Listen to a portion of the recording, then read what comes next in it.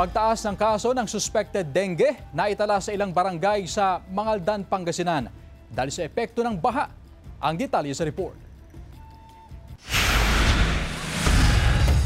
Tinamaan ng dengue ang ilang kapitbahay ni Mang Rolando sa Purok 6 Barangay Navaluan, Mangaldan, Pangasinan noong mga nakaraang buwan. Nangangamba rin siya sa kanyang kalusugan kasama ang dalawang apo. Araw-araw ang kanyang paglilinis para hindi pamugaran ng lamok ang kanilang bakuran. Siyempre mo, nakakatakot. Tinakpan nila yung ano diyan, yung opo, yung pinagbabagsakan ng tubig.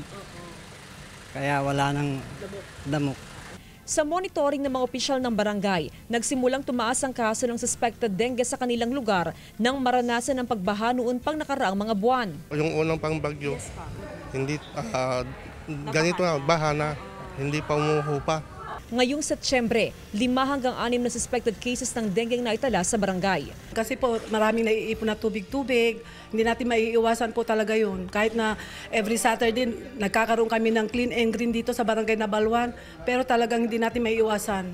Mahigpit ang monitoring ng Health Authority sa barangay. Isinasagawa ang fogging o missing operation sa isang lugar, depende kung may clustering of suspected cases. Yung fogging po kasi, ayon na rin po doon sa ating 4S na strategy, ito po ay ginagawa lamang kapag may mataas na kaso po ng dengue sa isang lugar. Pero ang misting po, ito po ay ginagawa at maaari pong gawin kahit wala pong pagtaas ng kaso.